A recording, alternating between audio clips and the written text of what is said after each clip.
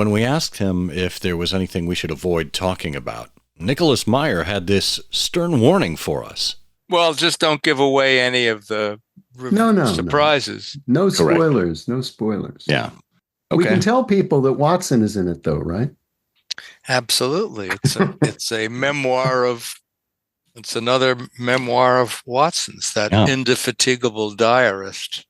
Well, that's one of the things I thought was clever from page 1 was that you've presented this as from June 1916 to November 1918, extracts from the diaries of Watson, which adds, a lot more verisimilitude to the events, because he's not having to go through the labor of writing this. But then it occurred to me that also, as you, the author, you didn't have to go through the labor of trying to think how Watson would then sort of try to explain all this to a third party.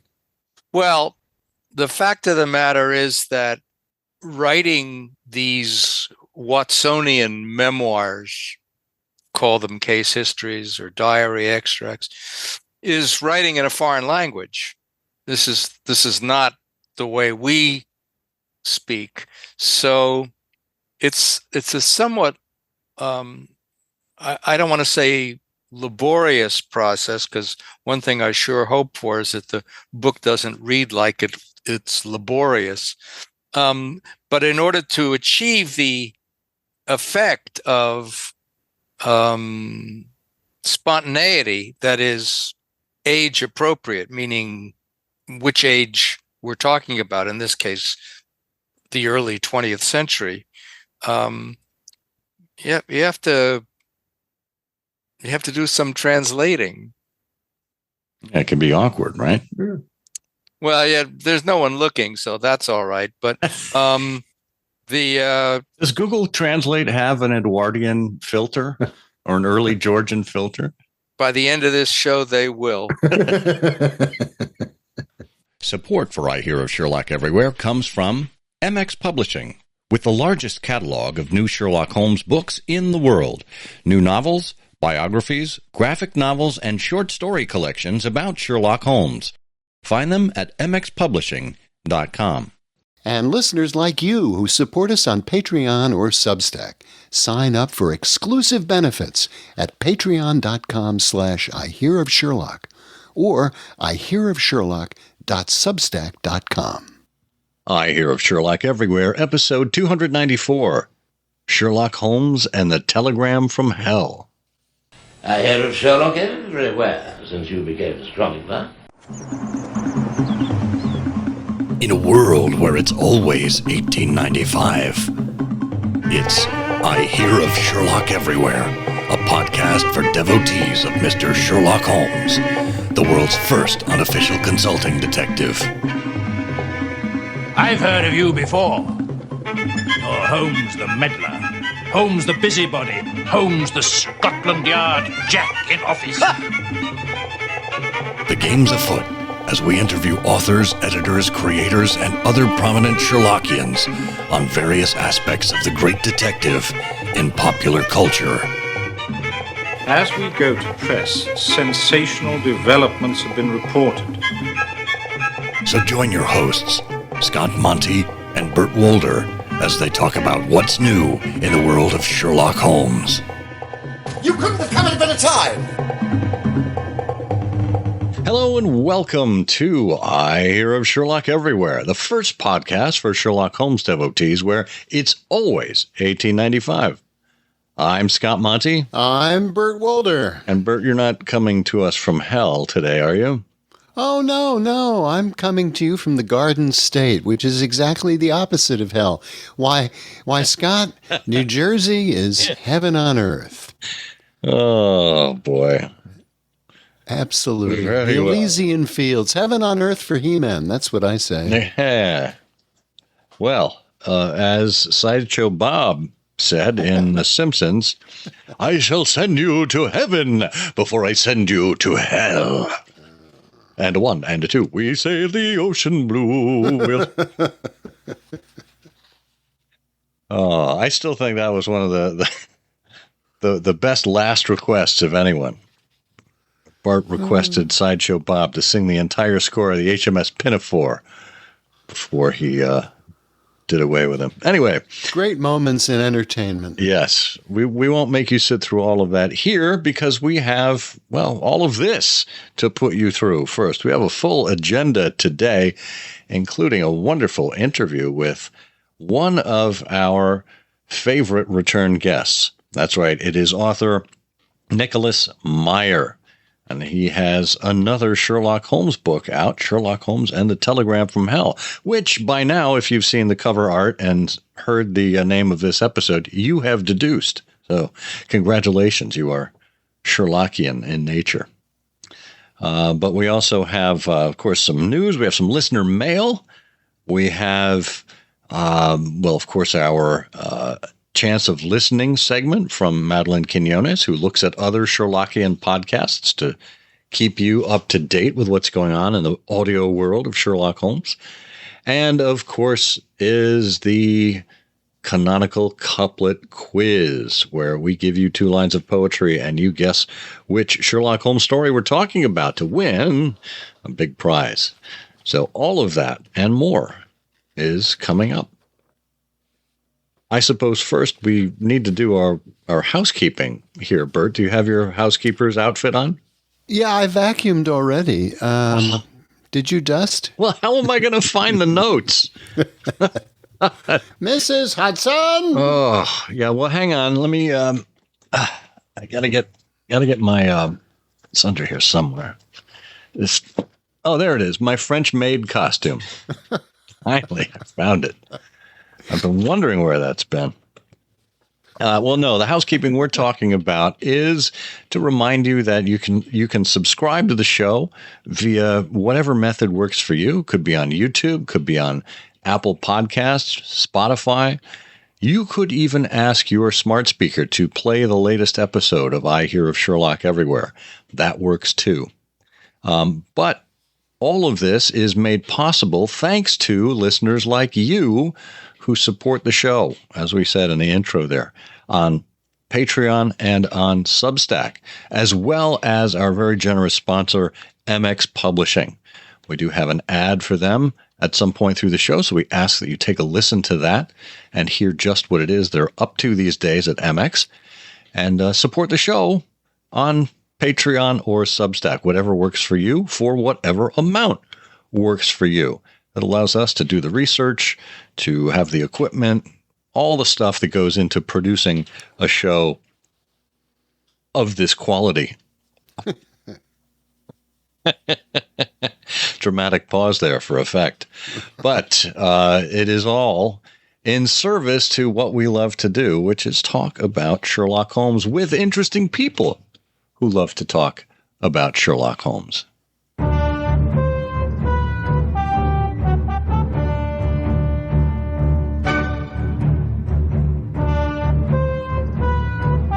Well, those official strains mean that it's time to open up the Sherlockian news bag. We have bits of information and news from the world of Sherlock Holmes that we will bring to you occasionally, beginning with... Where should we begin?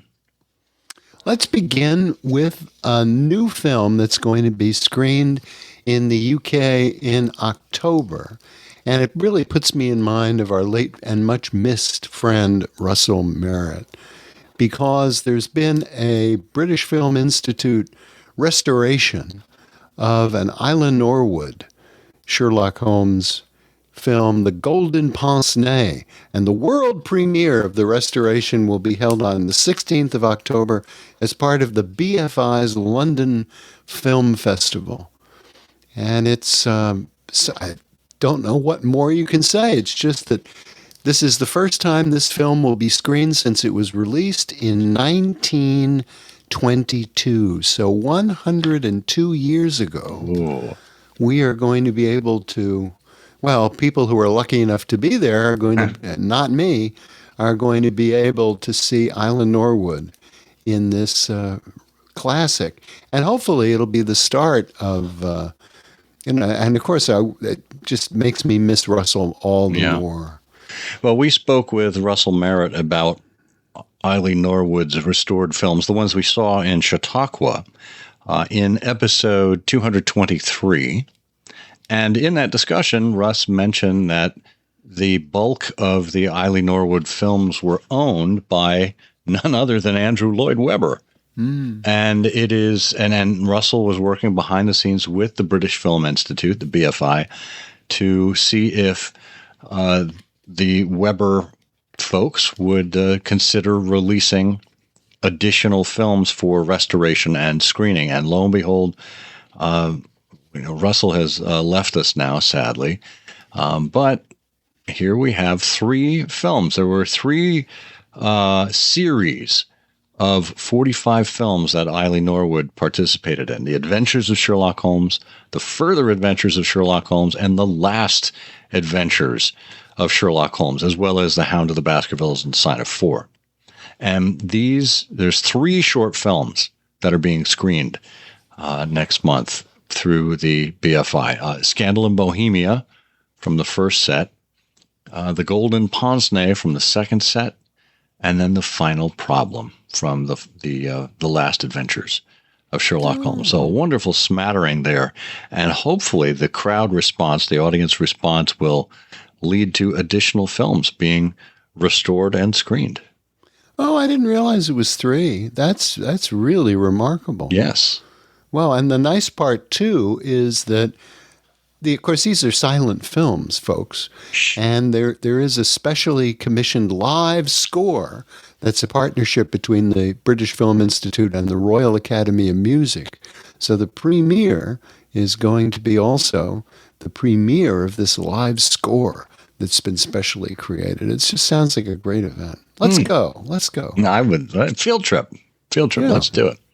Well, speaking of score, the Sign of Four has been turned into an opera, if you can believe that, in Leeds, and it's going to be actually it was just performed in the last couple of days. It's the first time that a Sherlock Holmes story was set to an opera. Rehearsals were in full swing at Leeds Beckett University, and opening night was August 28th. So there we have Sherlock Holmes and the Sign of Four and the opera. Lots of big dramatic solos from Holmes and Watson, as well as that very cinematic river chase scene where Tonga and John, oh God, what was Jonathan Small. Jonathan Small. I was thinking of Smith, but that was Mordecai Smith, who owned the Aurora. He was captaining the Aurora. But I'm great. If you're going to consider a story to turn into an opera, I suppose The Sign of Four would be a good one. But what if you had your pick, Bert? If artistic talent were no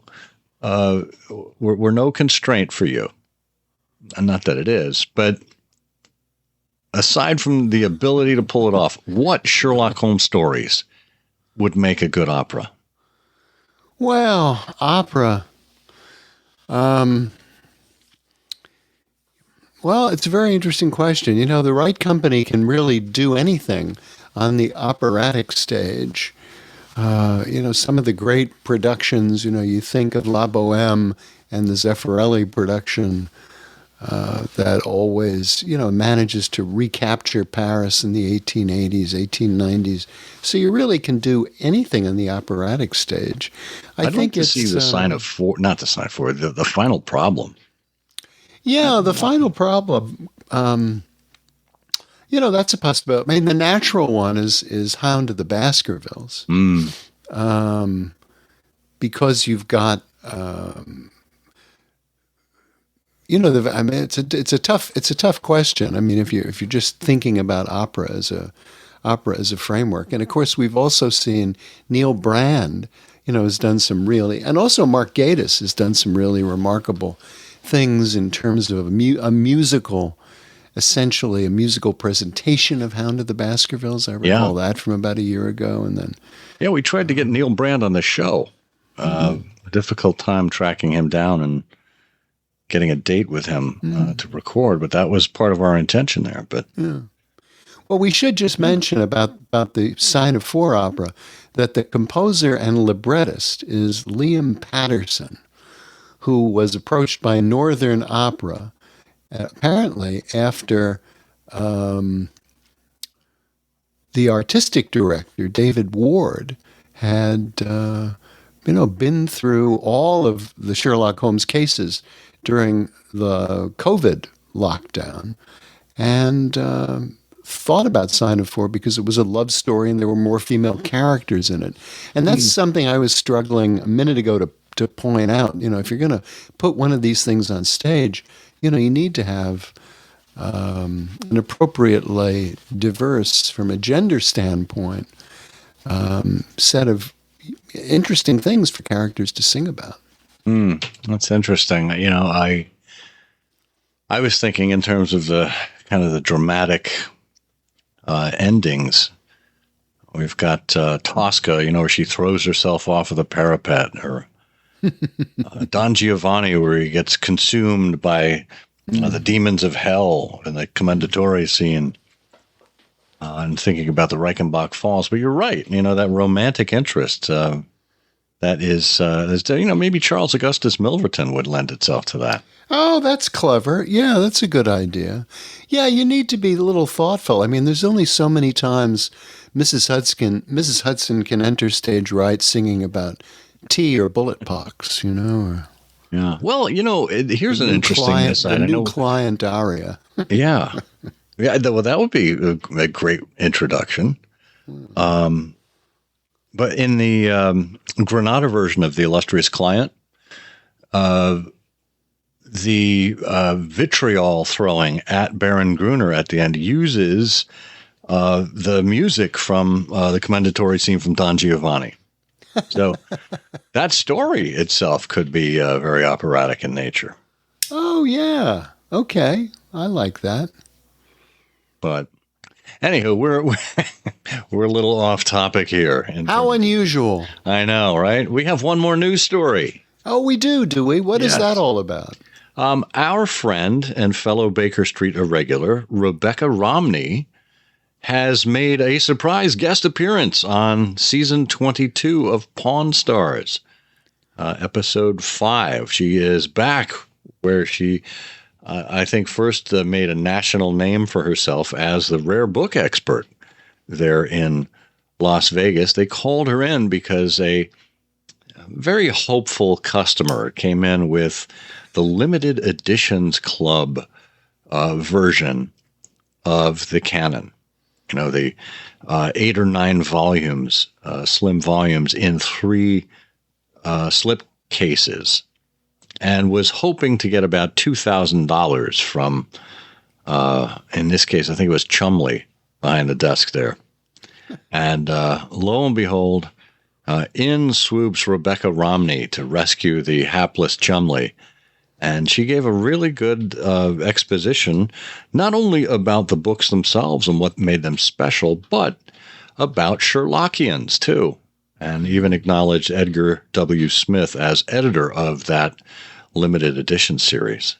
So it's worth checking out. It's about 5 or 6 minutes long, that segment, and we'll have a link to that and all these news stories in the show notes. And with that, we'll close up the news bag. If there are any items of Sherlockian news that you'd like to have us cover, you can email us at comment@ihearofsherlock.com. Speaking of inclusiveness, we actually have some listener voicemail that we thought might be of interest because there's a mystery here that you, dear listener, might help us solve. Let's go to the phones. Hello, gents. My name is Terry Coffey, and I am coming to you from outside a very small town in east central Indiana called Springport. It only has about 250 people in it, and I don't actually live in the town, so that tells you how isolated it is. I really love both podcasts, Trifles, and I Hear of Sherlock Everywhere.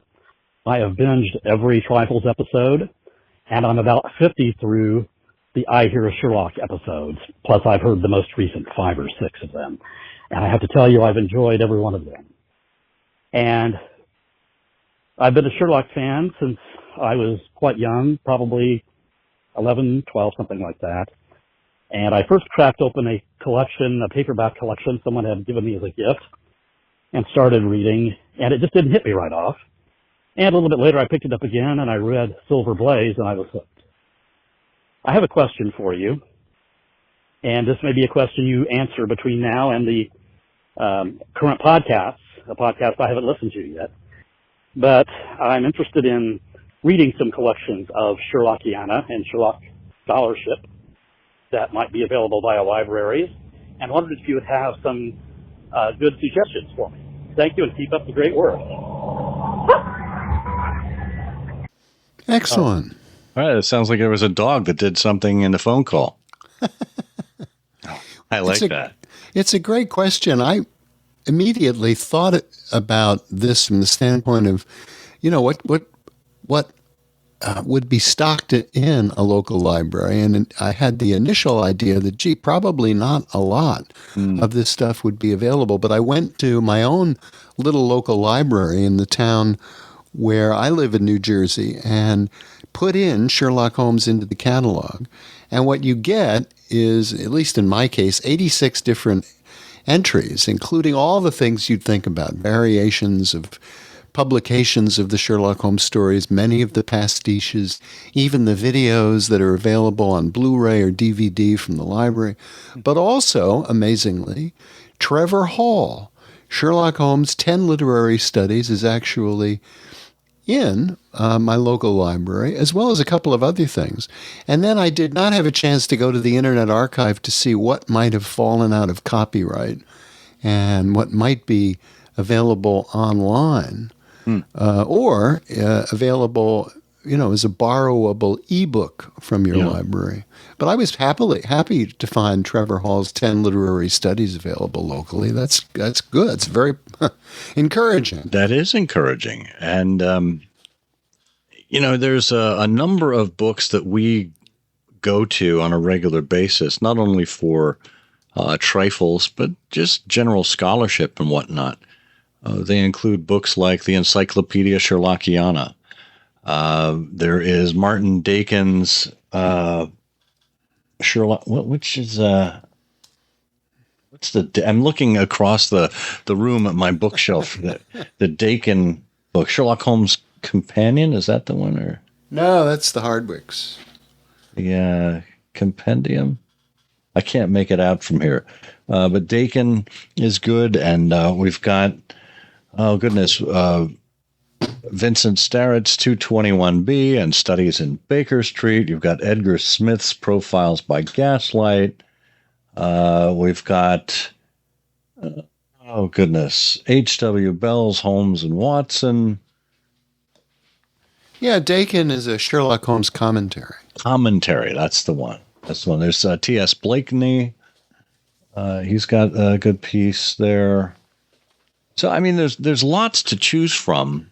James Edward Holroyd, and a number of those were actually reproduced in paperback form by Otto Penzler in the late 80s, early 90s. And I think those, interestingly enough, those paperbacks are more difficult to find and secure than the originals in some cases, which are now up on ABE books and lots of places like that. We should also note that in episode 224, we interviewed Tim Johnson with the University of Minnesota's Sherlock Holmes collections. And the topic of the discussion there was the Shaw 100.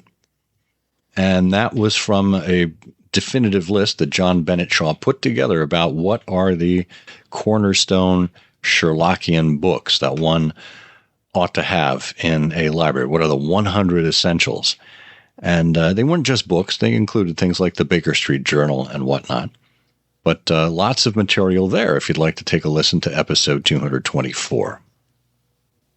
But if there's something that we've glaringly missed, listeners, write in. Fill us in. Tell us what we are missing, because we're missing a lot in general. But comment at ihearofsherlock.com is the email address that can find us. Again, comment at ihearofsherlock.com. And if you have questions, feel free to let us know as well. You could also dial in, just like Terry did. And we have a voicemail line set up. So if you call us at 5-1895-221-B5, that's 518-952-2125. You can leave us a voicemail as well. Autumn is here, and with it is an opportunity to revisit some of the books presented at MX Publishing. You'll recall in recent months we've interviewed such authors as Tracy Revels and Christopher Chan. Well, their books are available in the weeks and months ahead on MX Publishing. In addition, you'll be able to check out other pastiches and even a Sherlock Holmes book of puzzles called Sherlock. There are audiobooks galore, and of course, don't forget about the MX book of new Sherlock Holmes stories, as David Markham continues his literary editing tour de force in crafting and curating and selecting Sherlock Holmes pastiches from canonically appropriate eras. No matter what your interest is, MX Publishing has something related to it as regards to Sherlock Holmes. And don't forget, every time you buy a book or another publication on the MX Publishing site, MX Publishing will share a meal through the World Food Program, a project that has passed 200 million meals shared worldwide. So find what matters to you and do some social good at the same time at mxpublishing.com.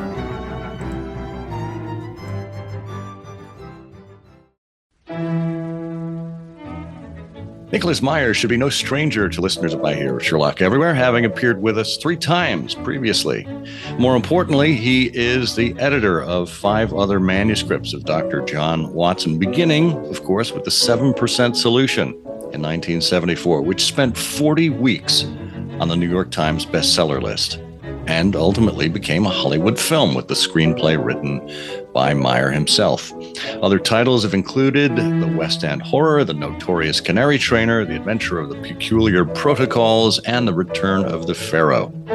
Meyer is also widely known for having directed movies such as Star Trek II, The Wrath of Khan, Star Trek IV, The Voyage Home, Star Trek VI, The Undiscovered Country, and The Day After, the highest-rated television movie in history.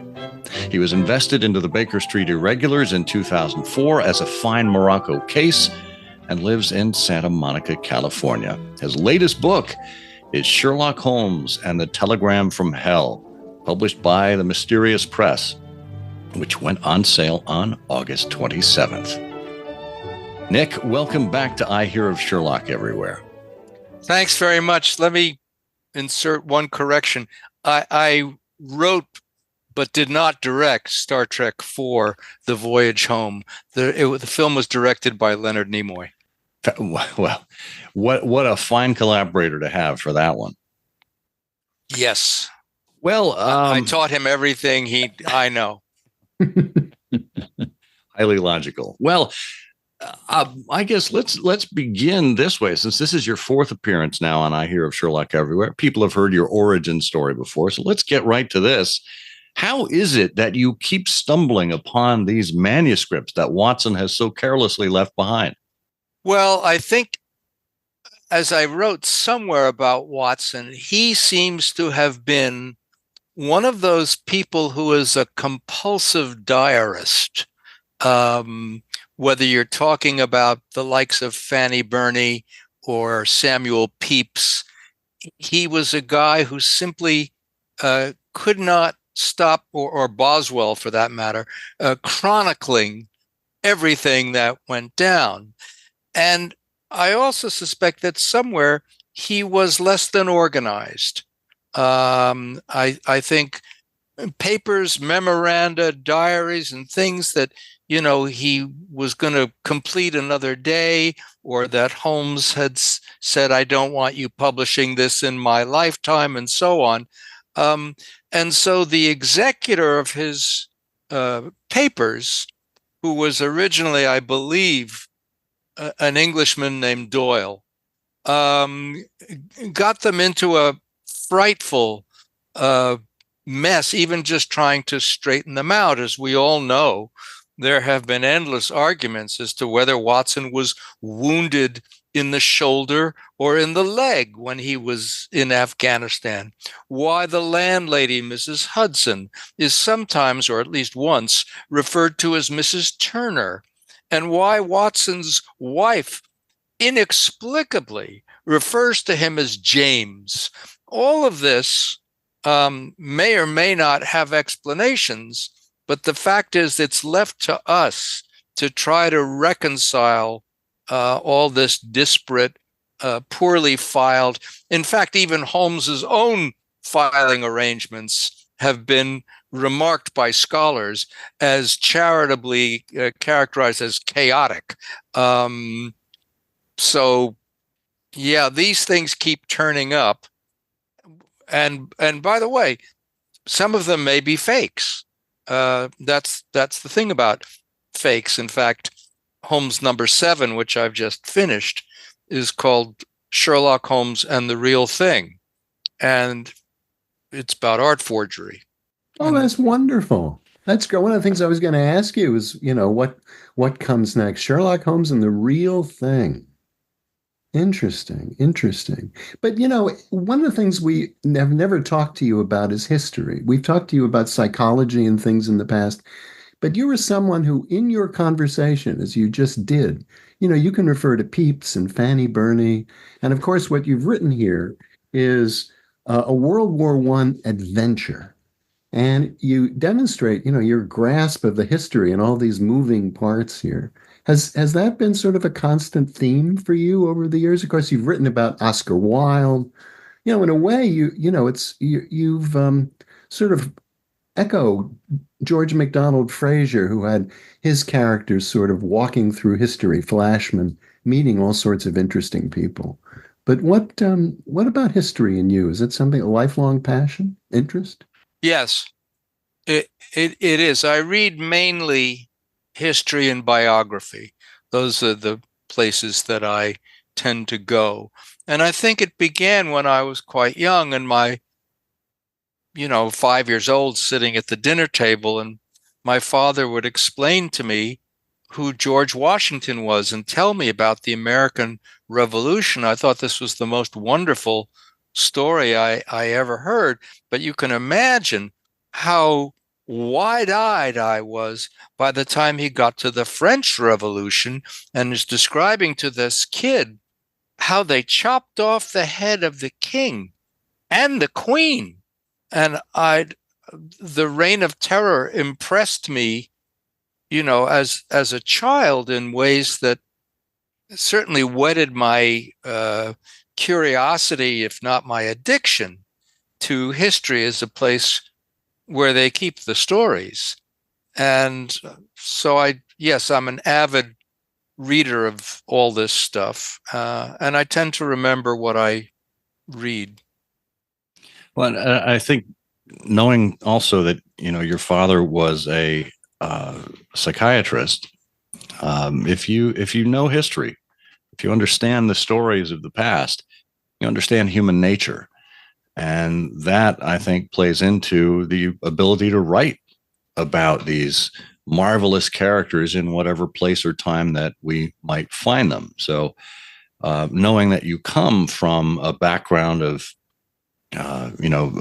psychology, psychiatry, interest in human nature. Of course, you wrote about Sigmund Freud in the very first book that you wrote about Sherlock Holmes. It seems to be an ongoing theme that you understand how people react in certain situations. You understand how to put them in context in history and make it believable for the rest of us.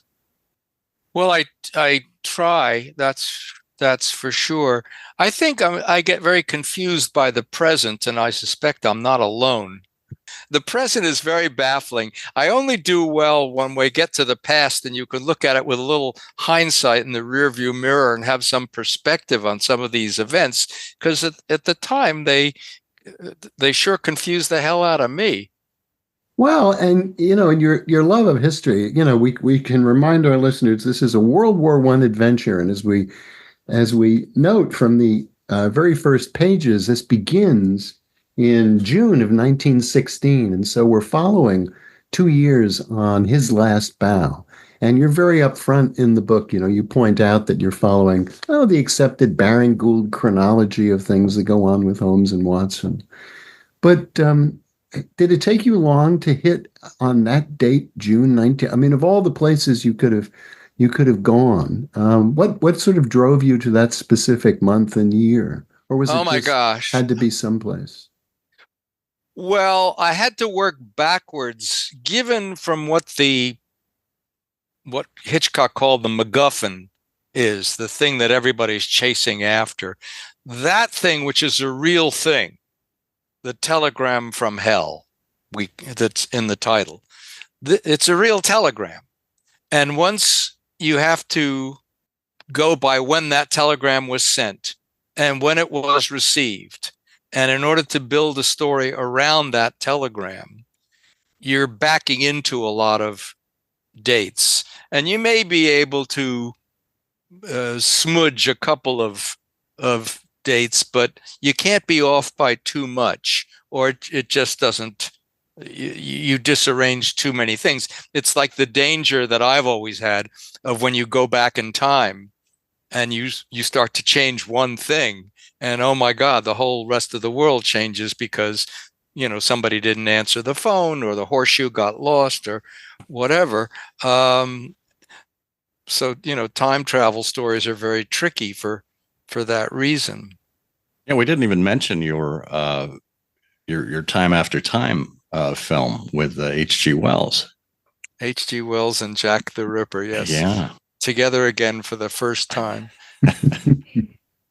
So, alternate timelines, alternate histories are, fascinating to imagine. But I think what you're outlining here is the challenge of keeping history accurate.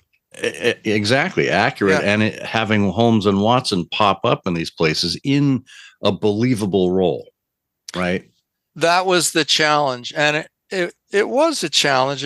This was one of the harder books that I had to work with, because there were so many moving parts that had to be kept congruent so that the gears would mesh. And it took longer to write than a lot of them. There was a lot of outlines went up in smoke, and how to make exposition not feel like exposition, so that you're constantly involved in the forward momentum of a story and not having to, the equivalent of footnotes or lengthy explanations. You want it to be integrated into the, so I began certainly with his last bow. But I also have to remember that a lot of people who are reading this book have never read that short story, or have never read, the original Holmes stories, which incidentally I cannot recommend too highly. But how to fill people in on stuff that they probably don't know to begin with, and not feel like you're spoon feeding them, but and that's where I suppose my other career as a dramatist comes in handy, I hope.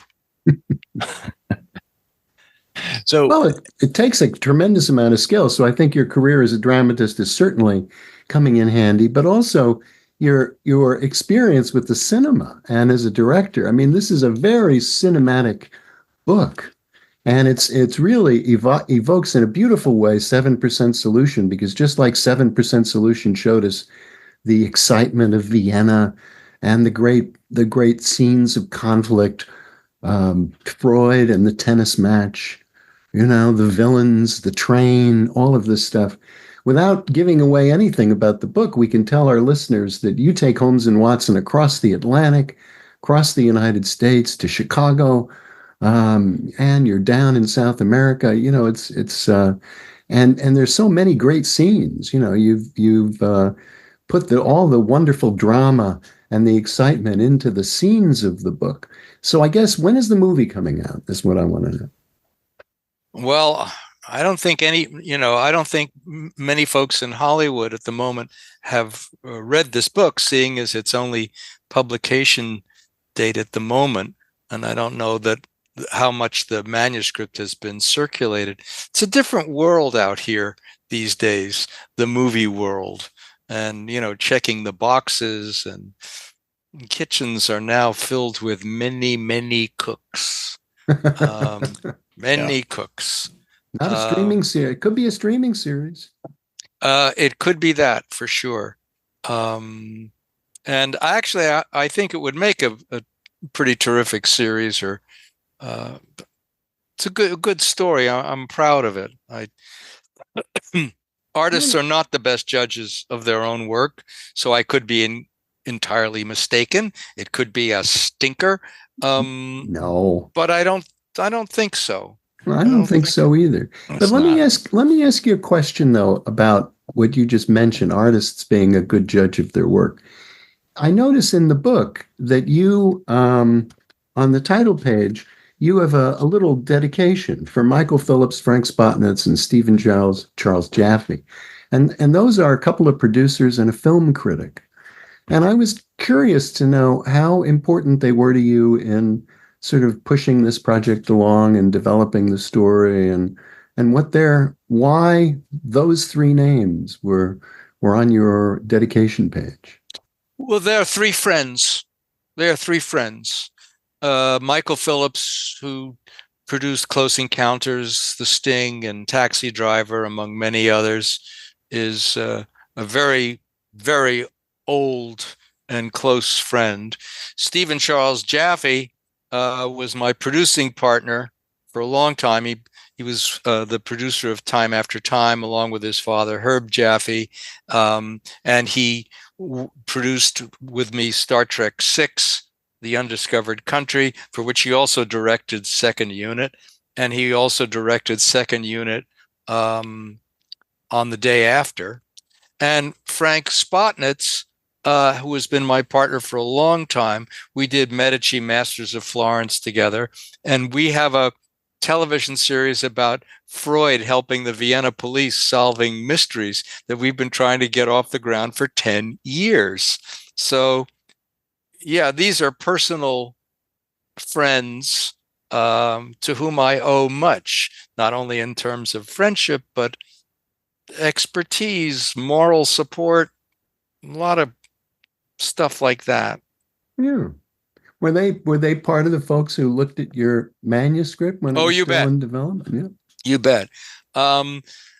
It used to be when you put a play on Broadway, before you put the play on Broadway, you took it for what was called an out-of-town tryout, and which is more or less what I do with my manuscripts. You give it to a bunch of people, all of whom have better things to do, and ask them to interrupt their own lives to help me get on with mine, and read the book and tell me what they don't understand, or what they find boring, or even if they get ideas of their own that I will pillage once it's offered up. So, yeah, these are three people who certainly had read the book and said things along the way, along with many others whom I cite in the acknowledgments. At least I hope I didn't leave anybody out. So speaking of getting ideas along the way, I'm curious to know, over the years, how you've heard from people, both readers and writers, maybe writers that have been inspired by this to try their own hand, and from readers who perhaps were inspired to go and discover those original Sherlock Holmes stories like you recommend. Well, the answer is I've heard from a lot of people over the years about all sorts of things. I now have a website, and people write to me, care of that. And if they haven't read the original Doyle stories, I always urge them to do so, because nobody writes like that guy. And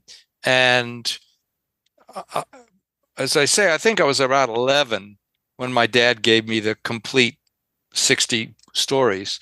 And I just inhaled them. And I guess there's a reason why it's called an impressionable age, because they sure impressed me. And here's all these years later. And I am by no means the only or the first person who's ever tried, writing Sherlock Holmes stories. But I am very much a purist. I never liked the Basil Rathbone movies because I never understood why a genius hangs out with a jerk. That just did not make sense to me at all. And Nigel Bruce, who's a very able comedic foil, but he's not Watson. He's not the Watson that I read in the original stories. And in this, if no other, I am an arch conservative. I just want my Doyle straight, and I would like to write as close as I can, which, is across the street from the ballpark, but, near enough. I think, all works of art are ineluctably products of the time in which they're created. Mozart doesn't just sound like Mozart. He sounds like late 18th century Middle European music. Renoir doesn't just look like Renoir and nobody else, but he also looks like 19th century French Impressionism. If I were to show you 4 movies that are all set in the same year, 1776, American Revolution, and one was made in 1925, and one was made in 1947, and one was made in 1989, the other was made in 2020, you would be able to tell within 5 years and 5 minutes when each of these movies was actually made. They too are products of the time, no matter how hard and how much research goes into putting this stuff in its historical context. And by the way, this fact, the fact that all art is the product of the time in which it's created, plays havoc with forgeries, because forgeries are also the products of the time in which they're created. So Han van Meegeren, the great forger of Vermeers, and he sold these things for fortunes, and they're in museums all over in the world. But you know what? They stink. And the moment you look at them now, you go, who could have fallen for this? They all look like Art Deco, or Art Nouveau or whatever. It was the time that they were created, not the time that Vermeer was creating. They just don't. So this sounds a little like a precursor to Sherlock Holmes and the Real Thing. But I wanted to ask you about what you just mentioned in terms of time and Watson in particular. And really, there's sort of 2 pieces to that question, and one involves Roger Casement. One of the unique things I thought about Sherlock Holmes and the Telegram from Hell is the degree to which you have brought in these thoughtful explorations of things like the product of the time, the circumstances of things. And there's a line here about Casement, and without explaining anything about Roger Casement, if our listeners don't know who that is, they can certainly go Google him up, Wikipedia or read the book, I definitely read the book. But Holmes says, treason is merely a matter of dates. He mused at length. Had George Washington been defeated, he would surely have been hanged. As he was victorious, he is canonized, and the same posthumous fate would doubtless hold for Roger Casement were Ireland ever to become free. And I thought there was a interesting echo there in what you later have in terms of Watson and his own development. He talks about himself quite appropriately as someone with a plodder personality. But there's a point towards the end of the book where Watson is very philosophical. He says, could Holmes not say of me what I say of him, that I too am ultimately unknowable? You know, that we both know about each other's habits, but is it thus with all people? Are we all enigmas? And I thought, you know, that was just a lovely additional dimension you wouldn't expect to find in a case of Sherlock Holmes, but it really rings true for Watson. I think Watson, and particularly in the movies, is seldom given credit for glimmers or glints that I perceive in him as maybe he's a plodder, but he's a thoughtful plodder. And certainly being true, I guess, to the alternate Holmesian world that I've created over these years, he has spent time with Sigmund Freud, and that time has not been entirely wasted on him. The notion that people have an interior life. You know, my dad once said to me, the thing that all the Freud bashers don't quite understand is that Freud's claim to genius doesn't rest on any of his theories, all of which could be wrong, and it wouldn't make any difference. And I said, well, hang on, how does that work? And he said, because the thing to remember about Freud was that he was the first non-artist. He's like Columbus, to have set foot on a hitherto unknown and uncharted continent, the land of the unconscious. And if his maps subsequently of that uncharted place turn out to be wrong, does anybody remember or care that Columbus thought he was in India? That what Freud brought to the table is this notion of an unconscious mind that functions to some degree, not entirely, independently of our conscious self-awareness. And I think Watson, I could argue, and maybe I have argued, that in the wake of the experience of the case known as the 7% solution, Watson becomes introspective, perhaps in ways that he wasn't before he and Freud Holmes went to Vienna. Yeah. Well, who wouldn't be changed after an experience like that? You know, and you consider the PTSD Watson must have had coming back from Afghanistan. I'm sure he was ripe for that kind of transformation or that kind of realization, at least. So it certainly worked. PTSD is very important, I think. I've been diagnosed with it over something else. And it leaves you prey and vulnerable and prone to certain emotional reactions and states. It's usually associated with people who've left behind comrades on the battlefield, and it's complicated.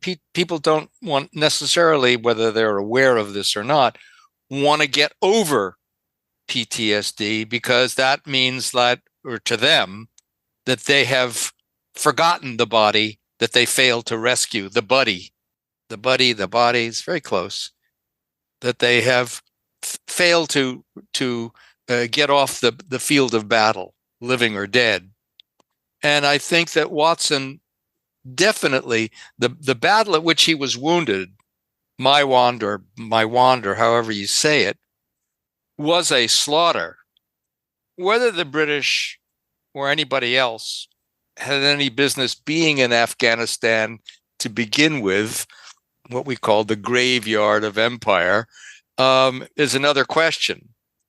But having been there and having partaken in that battle in the Second Afghan War, he was wounded. His life was saved by his orderly, but he came back to London. I think he says his health was ruined or his health was in tatters, and I think to some degree that probably also includes his emotional health, his mental health. I think you can make the case for PTSD.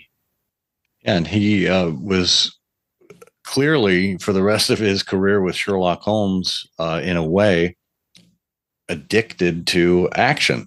He was a man of action. I don't think he appreciated just the sedentary life. Anytime an opportunity came to jump on a case with Holmes, to travel transatlantically, to go on this speaking tour, and this, he had to sign on to the Foreign Secrets Act for this. Well, that's Watson to a T. He signed it and then he broke it. Yeah. Yes, it's not what's it called? The Official Secrets Act. The Official Secrets Act. Yeah, he had to sign on to that. Yes, he's like an old war horse, and when he hears the bugle, he knows what he's supposed to do, or what he can't resist doing. Yeah. Back really to the view of events and the feelings. One of the lovely things about talking to you is, we never wind up talking just about writing process or Holmes and Watson or chronology. But the book, Sherlock Holmes and the Telegram from Hell, which really is a World War I adventure. It's a great adventure. And we've talked about how cinematic it is. But for our listeners, you won't be surprised that there are many conflicting behaviors in the lead up and entry into World War I. And not all of them are designed or were as such, as Barbara Tuchman would tell you, that you could admire them.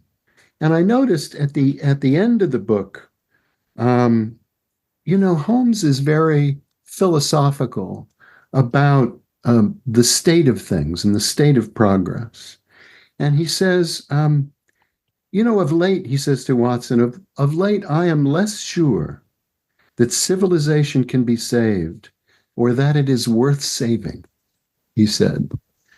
And the nice part is that Watson, being a close friend, cheers him up in a very nice way in the events that are to follow that. But I'm curious how you feel about things, because clearly, that's not an unusual conclusion to come to today, certainly. I miss my father, but I'm glad he's not around. I think we seem to live in dispiriting times in which planet Earth seems to be overwhelmed by divisions and insurmountable difficulties and problems. And it's hard in the face of the headlines and even the small print to be an optimist. I think the human race, in addition to destroying a lot of planet Earth, is reaching its apogee in the possibility that it may destroy itself. And it's hard to put on a happy face in the midst of all this. I try to do the best I can, both personally and professionally, which does not mean ignoring reality, but finding ways to either, take arms against the sea of troubles and by opposing end them. I would like to see our democracy saved. I would like to see weapons of mass destruction, disassembled. I think one of the things that I feel that I did that was helpful was when I directed The Day After. Of course, I didn't know that it was going to have the effect of changing Ronald Reagan's mind about a winnable nuclear war and sent him off to Reykjavik to sign the intermediate range missile treaty with Gorbachev, which is the only treaty, as I understand it, that ever resulted in the physical dismantling of nuclear weapons.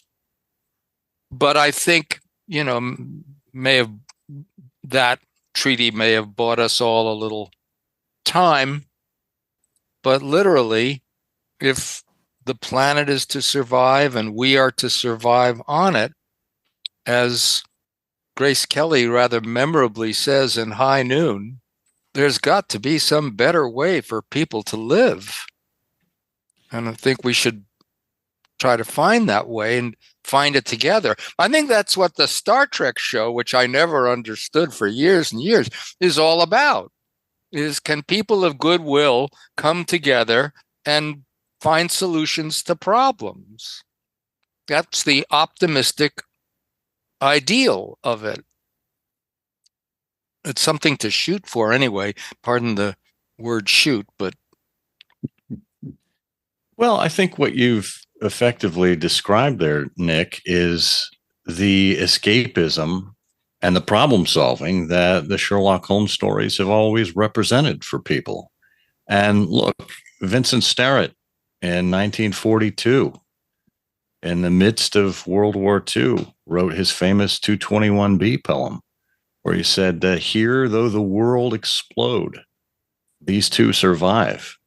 And it's always 1895, that wonderful zone of escapement for us where we can put aside our troubles for a while, bask in the warm and foggy glow of the gas lamps from Holmes's time, and maybe see a little bit of ourselves in Holmes and perhaps use some of that as an inspiration for how we approach the world around us in the modern times. There's no question that Holmes, I came to this conclusion, I'm sure I'm not the only one, that the Holmes stories function as a kind of a lay Bible, that the stories encompass everything from murder, adultery, drug addiction, racism, all kinds of things.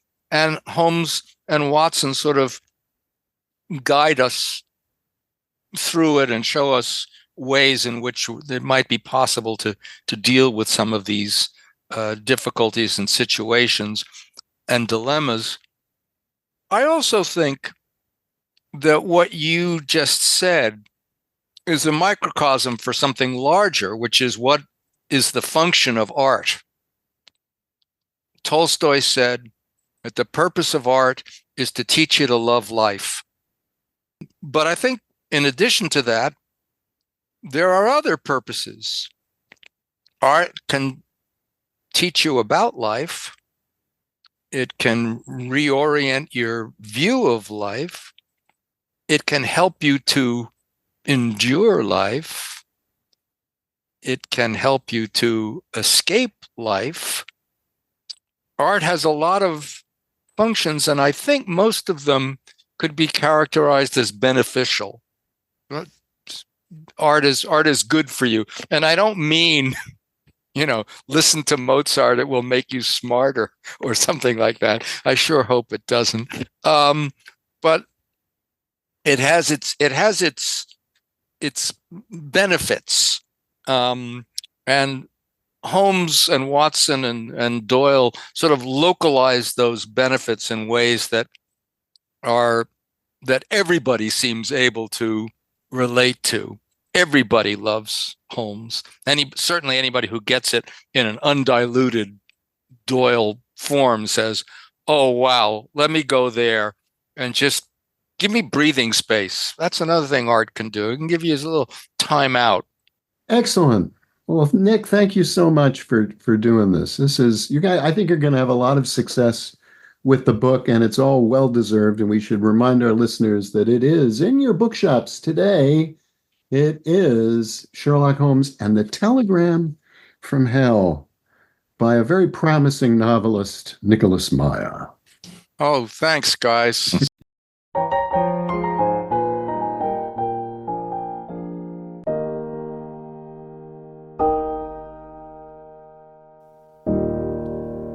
Well, I don't know about you, but I never get tired of hearing Nicholas Meyer tell some stories.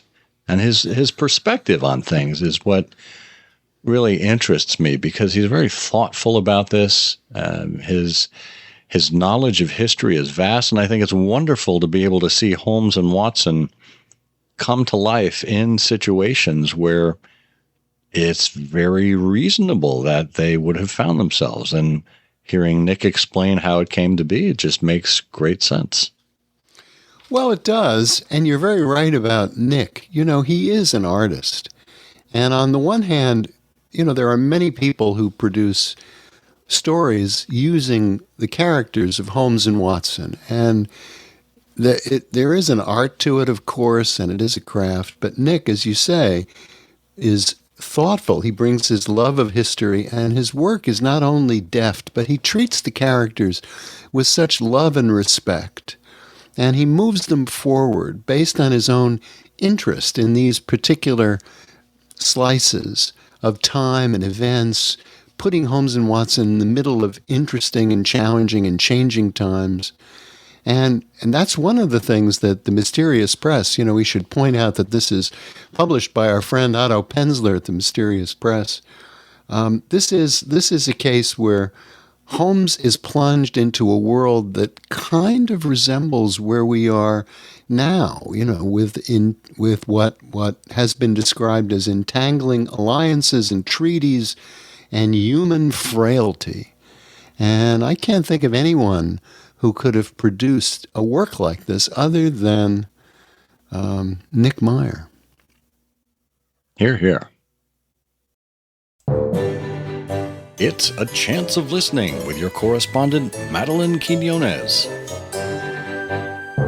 Hello, everyone. I'm Madeline Quinones, and today I am here to talk about drama. Specifically, we're going to talk today about several Sherlockian podcasts that are audio dramas. There are no fewer than 7, which are audio dramas or even audiobooks. You probably know of David Harnois' I Am Lost Without My Boswell, and you may also have heard of Sherlock & Co., especially if you're a faithful iHost listener. Most Sherlockian drama podcasts are either adapting the canon or doing canon and pastiche. Today, we are going to look at 6 out of the 7. Sherlock & Co. needs to wait for another time. The first Sherlockian drama to hit the internet in the form of a podcast came from the Sherlock Holmes Society of London in 2013. These radio plays were produced by Old Court Radio Theatre Company, mostly adapted or written by M.J. Eliot and directed by Roger Johnson. The plays range from direct adaptations of canonical stories to adaptations of the Apocrypha and pastiche. You can check them out on the Society's website, and you can also read a review of them on the iHost blog written by James O'Leary. I Am Lost Without My Boswell came onto the scene in 2014, created by David Harnois, who also voices Holmes. The show is a full-cast direct reading of the text, and the most recent episode is The Engineer's Thumb. My personal favorite might have been The Speckled Band, once I recognized the voice of Grimsby Roylott. Fast forward to 2020, and we get a cluster of dramas. The Baker Street Readers podcast had both read the stories with a minimal cast and also discussed Holmes and Sherlockiana in general as a sort of bonus feature afterwards.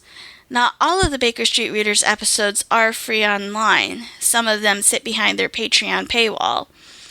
The group itself may or may not be defunct. They were still producing plays last year, but they only got as far as The Return of Sherlock Holmes and then stopped producing more canon adaptations in 2021. Next, you may know about Baker Street West in Jackson, California, where you can immerse yourself in 1895 and watch Sherlockian plays.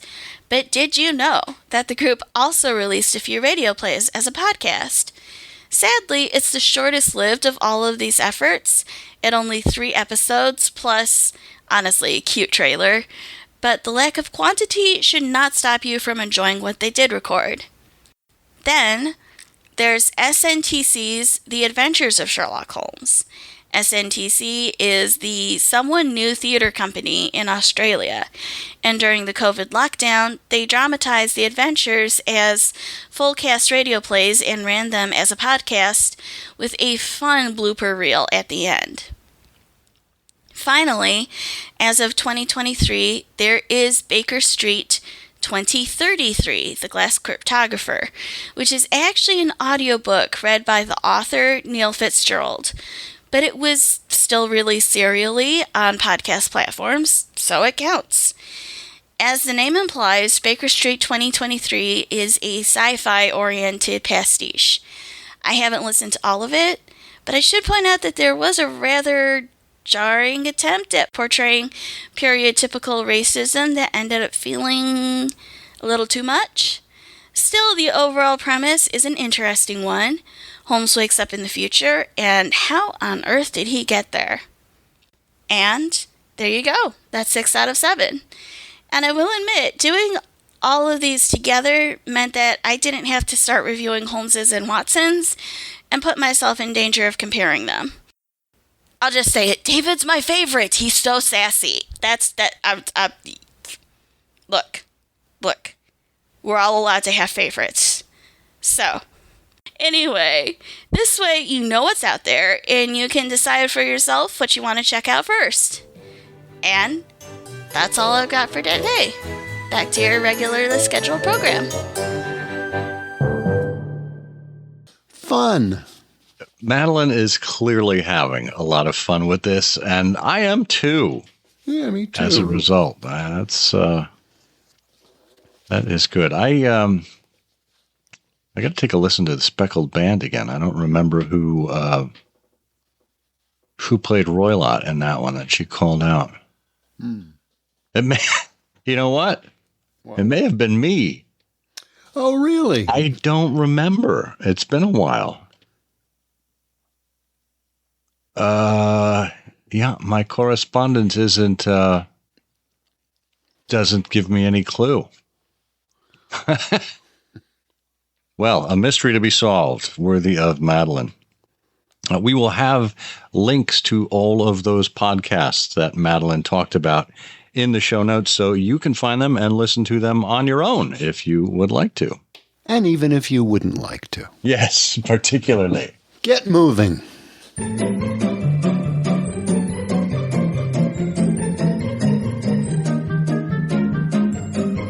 Okay, it's the time everyone's been waiting for. That's right, it is Canonical Couplet, the key part of I Hear of Sherlock Everywhere.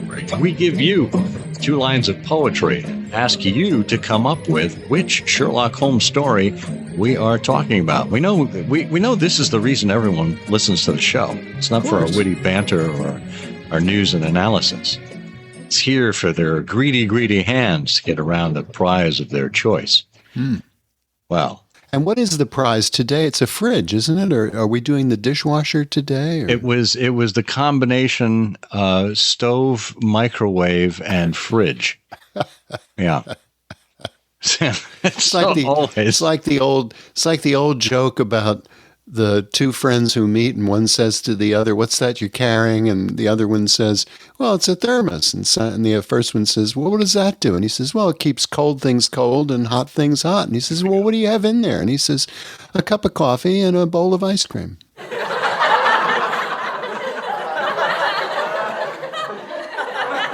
Studio audience loves that.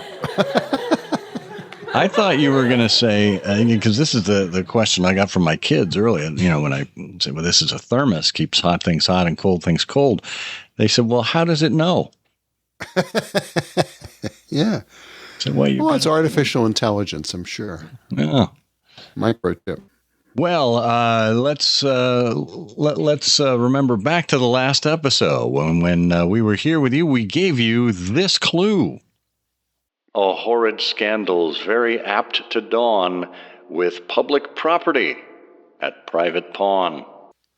Bert, Yes. do you know which story we're talking about here? Private pawn. It sounds like we're back with Rebecca Romney. No, that Perfect. it's easy. It's a great case. It's one where Holmes foils a villain by going for a week without eating.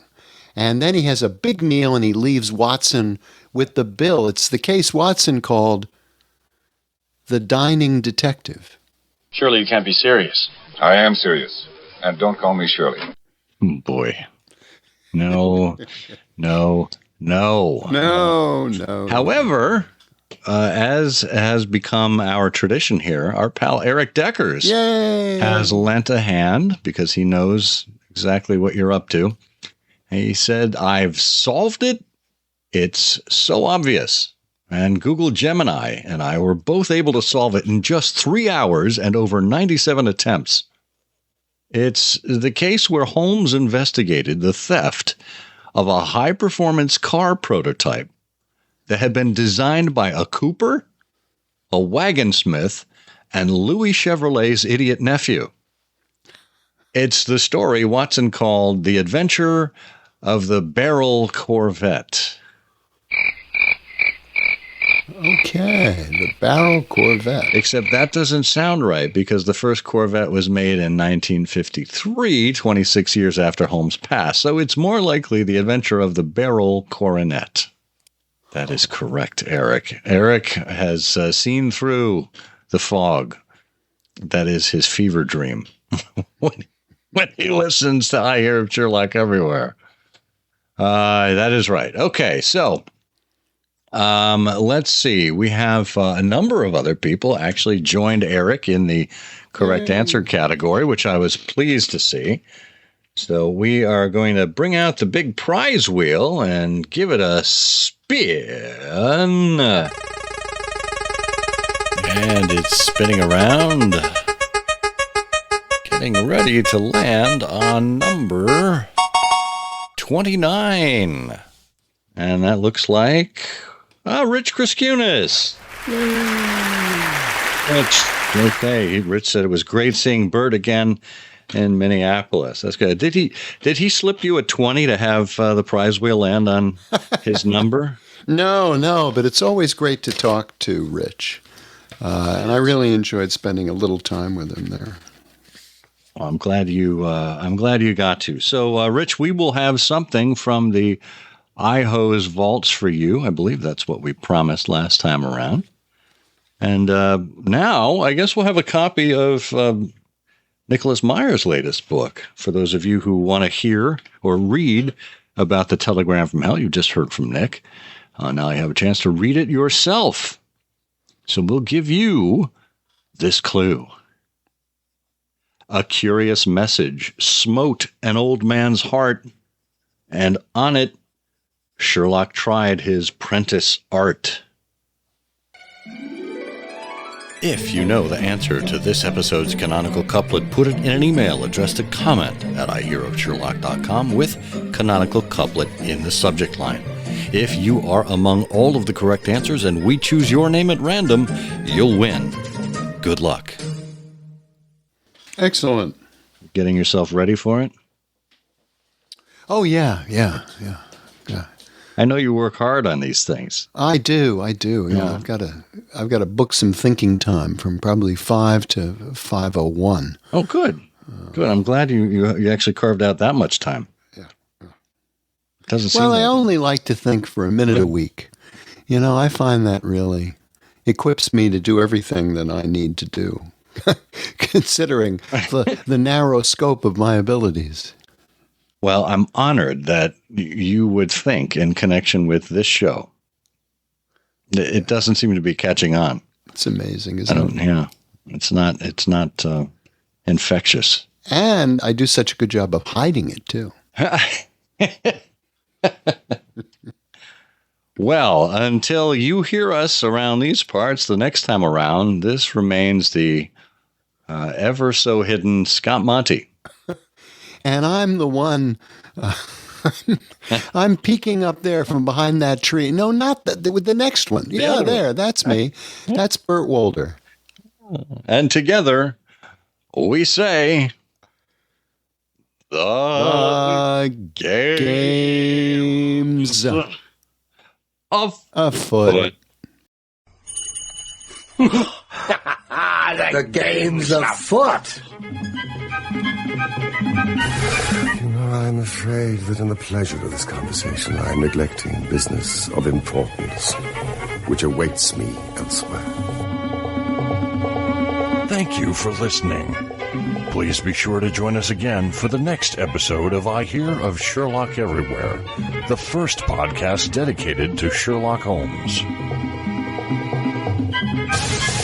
Goodbye, and good luck, and believe me to be, my dear fellow, very sincerely yours, Sherlock Holmes.